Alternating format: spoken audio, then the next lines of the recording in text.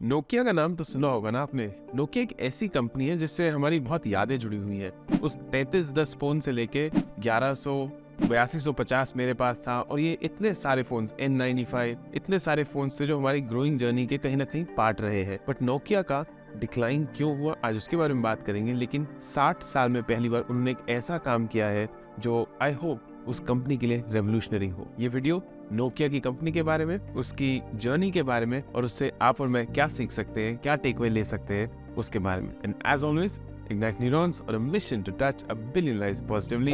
ये वीडियो पूरा जरूर देखिएगा क्योंकि हम चाहते हैं कि आप ये विजडम ले सके और इससे बहुत कुछ सीख सके। और अगर वीडियो पसंद आए तो शेयर इट विद अदर्स।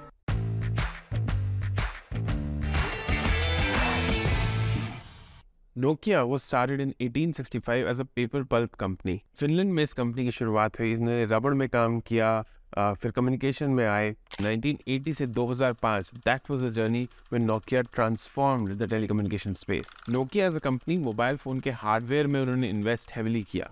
1982 में उन्होंने पहला फ़ोन निकाला जो एक 10 किलो का फ़ोन था। 1984 में आई थिंक 5 किलो का एक फ़ोन निकाला, और फिर कुछ R&D के बाद 1987 में दे रीच्ड अ पॉइंट जब उन्होंने 800 ग्राम का एक फ़ोन निकाला। और इमेजिन करिए आज के हमारे आईफोन्स के हिसाब से या सैमसंग के फ़ोन्स के हिसाब से कितना भारी रहा होगा वो फ़ोन, और कितना रेवोल्यूशनरी रहा होगा जब 1980s में कोई अपनी गाड़ी में बैठकर, कोई अपने ऑफिस से कहीं भी फ़ोन कर सकता था।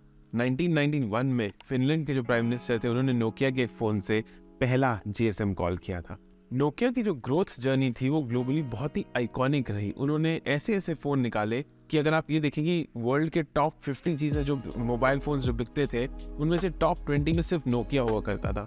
3310, नोकिया 1100, नोकिया 8250, नोकिया की N सीरीज़, ये सब बहुत ही कमाल के आइकॉनिक फ़ोन्स थे जो हम सब ने कहीं ना कहीं यूज़ किए।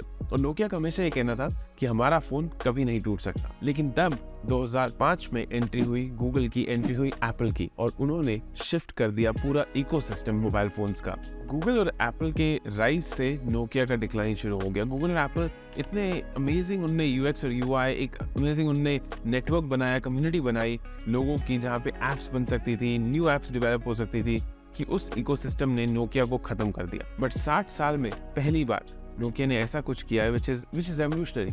उनका वो जो पहले ब्लू लोगो हुआ करता था, उनने नया लोगो निकाला है जो बहुत ही एक मिनिमलिस्टिक, एक बहुत ही मॉडर्न वे का लोगो है। और उस लोगो को उन्होंने ये भी बोला है कि हम अडेप्टेबल है to the situation that we are in. और ये एक बहुत बड़ा रीज़न था जिस कारण से Nokia failed as a company. According to me there are 5 reasons why Nokia failed as a company. Number 1, Nokia failed to adapt to the rise of smartphones. जैसे जैसे स्मार्टफोन्स बढ़ रहे थे नोकिया को लग रहा था कि नहीं, हम तो जो कर रहे हैं वही सही है और हमें वही करते रहना चाहिए। Nokia was not ready to change, not ready to adapt. Nokia को ये लग रहा था कि जो हमारा ऑपरेटिंग सिस्टम है वो बेस्ट है, ये iOS, ये एंड्रॉयड, ये तो अभी आए हैं, इनको क्या पता है क्या कर रहे हैं। लेकिन देन वो बहुत जल्दी उसको टेक ओवर कर गए। नोकिया ने जो रेजिस्टेंस दिखाया अडेप्ट करने में, ये एक बहुत बड़ा रीज़न था जिस कारण से नोकिया फेल हुआ। अब आपको ये सोचना है कि आपको अपनी लाइफ में, मैं अपनी लाइफ में, हम कहाँ पर ये रेजिस्टेंस दिखा रहे हैं। जब कोविड आया था तो हम सब वर्क फ्रॉम होम में चले गए and we were okay with that.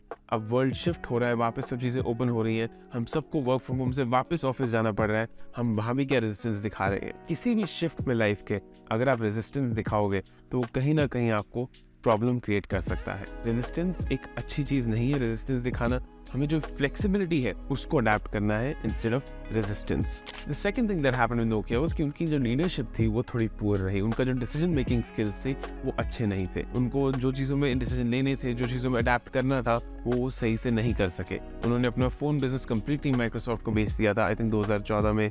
वो भी एक डिफिकल्ट स्टेप रहा होगा नोकिया के मैनेजमेंट के लिए। बट अल्टीमेटली आपको लीडरशिप समझना, मैनेजमेंट देखना और कैसे आप डिसीजन लेते हैं वो बहुत थॉटफुल होने चाहिए। आप किस स्पीड से डिसीजन लेते हैं वो भी लाइफ में बहुत इंपॉर्टेंट रहता है। क्योंकि कई बार ये होता है ना कि अगर आप सपोज करिए स्टार्टअप फाउंडर है और आपने कुछ नया बिजनेस करना शुरू किया और आप उसमें ग्रो कर सकते हैं, और उस दूसरे स्टार्टअप फाउंडर को देखिए जो सोचे जा रहा है कि मैं ये करूँ या ना करूँ, मैं ये करूँ या ना करूँ, और उसी में वो डिसीजन नहीं ले रहा और वो पीछे रह जाते हैं।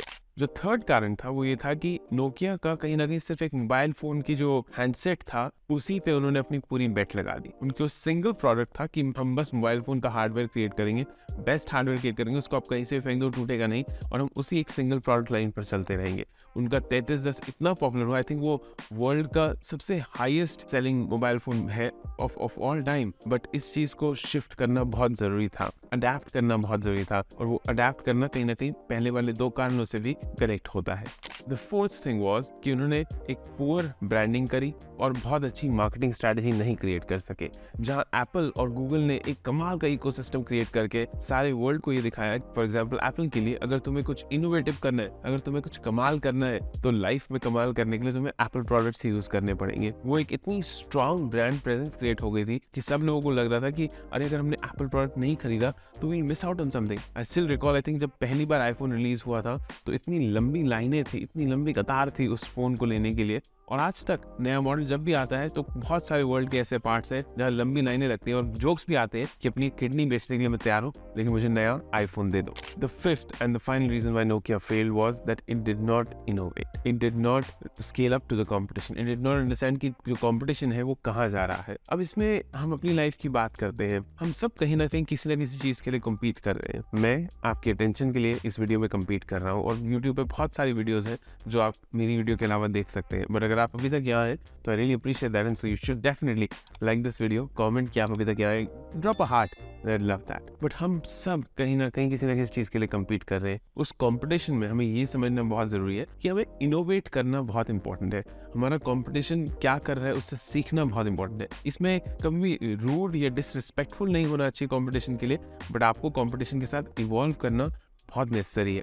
जब तक आप वो नहीं करेंगे तब तक जो ग्रोथ जर्नी है वो रुक जाएगी। अब ये 5 कारण थे, आप बताइए कमेंट्स में कि आपके हिसाब से कौन सा सबसे ज़्यादा इंपैक्टफुल है जो आप अपनी लाइफ पे इंप्लीमेंट कर सकते हैं। नोकिया की स्टोरी कमाल है, उसका राइज भी हमने देखा और उसका फॉल भी हमने देखा। अब ये जो नया लोगो पेका लुंडमार्क उसके CEO ने जो अनवील किया है, आई होप ये नोकिया को अच्छी हाइट्स पर लेके जाए अपनी इंडस्ट्री में जहाँ वो काम करना चाहते हैं। They want to be in telecommunications, they want to be in 5G, in cloud computing, वो बहुत अच्छा है, उनको वहीं पे कंटिन्यू करना चाहिए। But we hope to see Nokia gain back its height. I hope video आपको पसंद आया, आपके काम आया हो। यहाँ पर 2 और वीडियोस शेयर कर रहा हूँ जो आप देखेंगे तो I think they will add value to your journey. And हमारे चैनल पे कई बार हमने मेडिटेशन की वीडियोस भी डाली हैं, तो आज एक मेडिटेशन वाली वीडियो भी आपके लिए शेयर करता हूँ, क्योंकि मुझे ये लगता है मेडिटेशन करना एक बहुत इंपॉर्टेंट आर्ट है, एक बहुत इंपॉर्टेंट प्रैक्टिस है to know your best self. As always, ignite neurons on a mission to touch a billion lives positively.